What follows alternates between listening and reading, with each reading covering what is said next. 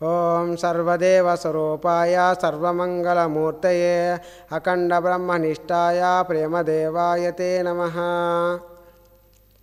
బ్రహ్మచారి మహర్షి సద్గురు శ్రీ శ్రీ శ్రీ ప్రేమానంద స్వామి తపోవనము ఆశ్రమము సంస్థాపకులు, సనాతన ధర్మ సమాజం వ్యవస్థాపకులు, బ్రహ్మచారి మహర్షి సద్గురు శ్రీ శ్రీ శ్రీ ప్రేమానంద స్వాముల వారి గురుపాద పద్మములకు సాష్టాంగ నమస్కారములు.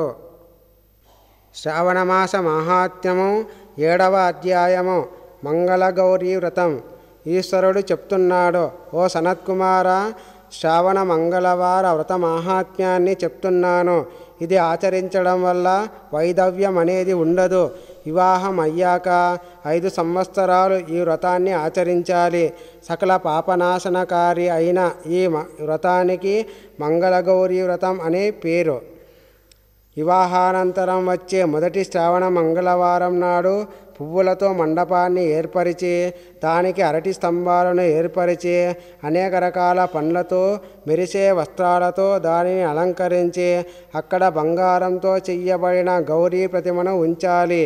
లేదా వారి శక్తి కొలది ఏ ధాతువుతో చేసినదైనా పెట్టవచ్చును. 16 ఉపచారాలతో అర్చించాలి. 16 దూర్వాదళాలు, 16 అపామార్గదళాలు, 16 బియ్యపు గింజలు, 16 శనగల దళాలతో మంగళగౌరీ దేవిని పూజ చెయ్యాలి. 16 దీపాలలో వత్తులు వేసి వెలిగించాలి.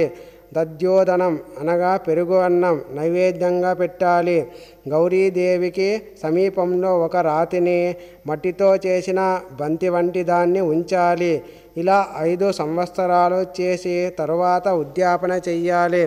వారి సామర్థ్యాన్ని అనుసరించి అమ్మవారి మూర్తిని తయారు చేయించి, బంగారు లేదా మరేదైనా ధాతువుతో చేసిన కలసలో బియ్యం నిండుగా పోసి, దానిపై రవిక చీర పెట్టి, వాటిపైన గౌరీదేవి ప్రతిమను పెట్టాలి.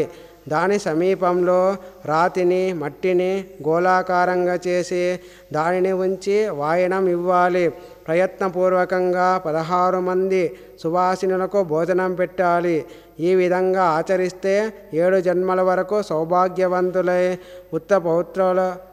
పుత్ర పౌత్రులతోనూ సకల సౌభాగ్యాలతోనూ వర్ధిల్లుతారు. వ్రతకథ. పూర్వకాలంలో కురుదేశంలో శృతికీర్తి అనే రాజు ఉండేవాడు. ఆ రాజు వేదవేత్త, కీర్తిమంతుడు, శత్రుజయుడు. 64 కళలు నేర్పరి ధనుర్విద్యా విశారదుడు. ఒక్క సంతాన ప్రాప్తి తప్ప సకలైశ్వర్యములు అతని వద్ద ఉన్నాయి. సంతానలేమితో దుఃఖితుడై సంతాన ప్రాప్తి కోసం అమ్మవారికై ఘోర తపస్సు చేశాడు.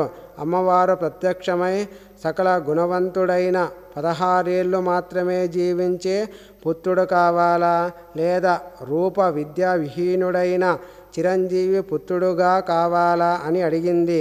దానికి రాజు భార్యతో కూడా కలిసి ఆలోచించి 16 ఏళ్ళు జీవించినా పర్వాలేదు, కానీ సర్వలక్షణ సంపన్నుడై గుణవంతుడైన పుత్రుడే కావాలని అర్థించారు. అప్పుడు అమ్మవారు ఆ దేవాలయంలో మామిడి చెట్టుకున్న ఒక మామిడి పండును రాణి చేత తినిపించమని చెప్పి అదృశ్యురాలయ్యింది.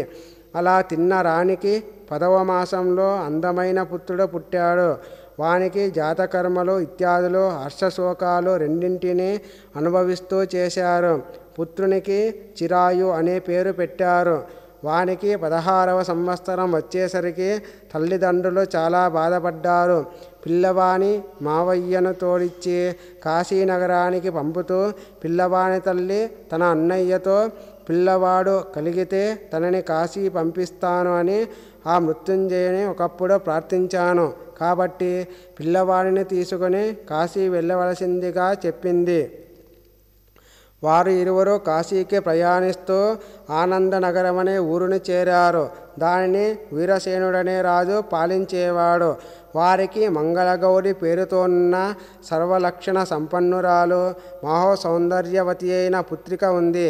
ఆమె చెలికత్తెలతో ఉద్యానవనంలో ఆడుతుండగా ఆమె సౌందర్యానికి ముగ్ధుడైన చిరాయు అక్కడ చాటుగా ఉండి చూడసాగాడు. అదే సమయంలో ఆటల్లో పరాచికాలాడుతూ ఒక స్నేహితురాలు రాకుమారిని ముండా అని తిట్టింది. దానితో రాకుమారి కోపగించుకుని, చాలా తప్పు మాట అన్నావు. మంగళగౌరీదేవి దయవల్ల మా వంశంలో ఎవరికీ భర్తను పోగొట్టుకునే దౌర్భాగ్యం రాదు. అంతేకాకుండా గౌరీదేవి వరప్రసాదం వల్ల నా చేత్తో ఎవరికైనా అక్షతలు వేసినా చాలు, వారు అల్పాయుష్కులైన ఆయుష్మంతులు అవుతారు అని చెప్పి వారి నివాసాలకు వెళ్ళిపోయారు. బాహ్లీక దేశానికి రాజైన దృఢధర్ముని పుత్రుడు సుకేతువు అనే అతనితో అదే రోజు యువరానికి వివాహం నిశ్చయమైంది. కానీ సుకేతుడు విద్యాహీనుడు, కురూపియే కాక మరెన్నో అవలక్షణాలున్నవాడు. సుకేతువుతో వస్తూ ఈ విషయాన్ని తెలుసుకున్నవారు మంగళగౌరికి ఎవరైనా మరొక వ్యక్తితో ముందుగా పెళ్లి చేసేస్తే తరువాత సుకేతువు వచ్చినా తప్పించుకోవచ్చును అని ఆలోచించి ఉత్తమమైన వరుని కోసం వెతుకుతూ చిరాయు ఉన్న ప్రదేశానికి వచ్చి అతని మంగళగౌరిని వివాహం ఆడవలసిందిగా కోరారు. అంతకుముందే చిరాయు మేనమామ కూడా మంగళగౌరి మాటలు వినినందువల్ల ఆమెను వివాహం ఆడితే చిరాయు దీర్ఘాయుష్మంతుడవుతాడనే ధైర్యంతో వెంటనే ఒప్పుకున్నాడు. అప్పుడు చిరాయువే సుకేతువు అనుకుని వారిద్దరికీ వివాహం జరిపించారు. సప్తపదులు మొదలైనవి అయ్యాక ఆ రాత్రి గౌరీశంకరుల ప్రతిమ సన్నిధిలో దంపతులు నిద్రించారు. ఆ రోజుతోనే చిరాయుకు 16 ఏండ్లు నిండినందున కాలం సర్పరూపంలో వచ్చి చిరాయుని కాటేయబోయింది. కానీ పరిస్వంగంలోనున్న రాకుమారి లేచి ఆ మహాసర్పాన్ని చూసి ముందుగా భయపడ్డా, తరువాత ధైర్యం తెచ్చుకొని ఆ సర్పాన్ని షోడశోపచారాలతో పూజ చేసి తాగడానికి పాలు ఇచ్చి దీనంగా ఆ సర్పాన్ని స్తోత్రం చేసి, తాను ఉత్తమమైన వ్రతాన్ని కూడా ఆచరిస్తాను కాబట్టి తన పతికి ప్రాణహాని కలిగించవద్దని వేడుకుంది. అప్పుడు ఆ సర్పం అక్కడ ఉన్న కమండలంలోకి వెళ్ళిపోయింది. వెంటనే మంగళగౌరి ఆ కమండలాన్ని మూసివేసింది.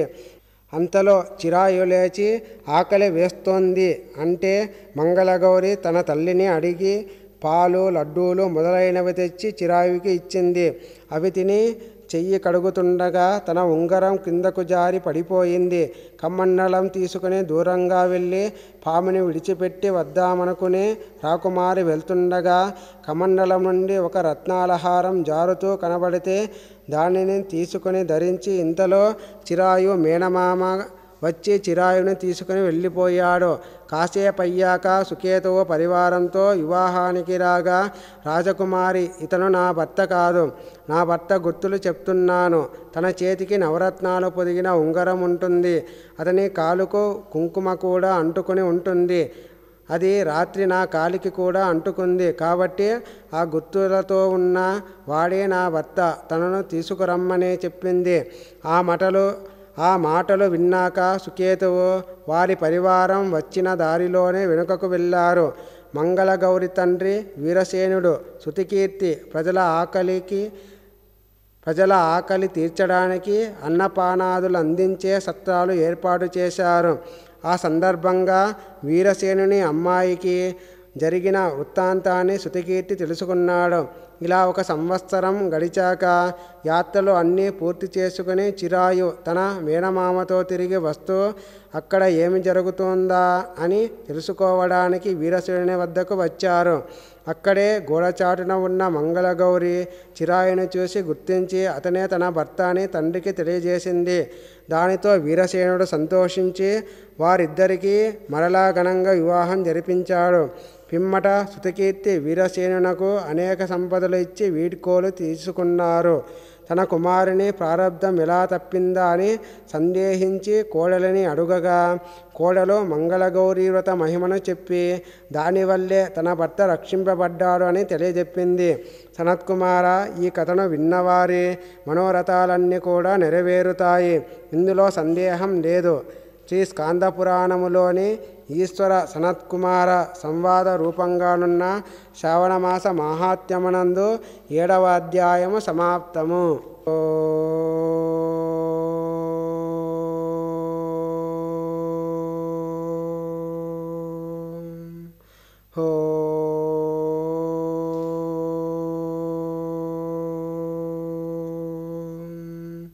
ఓం सहना भवतु सहनौ भुनक्तु सह वीर्यं करवावहै तेजस्विनावधीतमस्तु मा विद्विषावहै ओम शांति शांति शांति।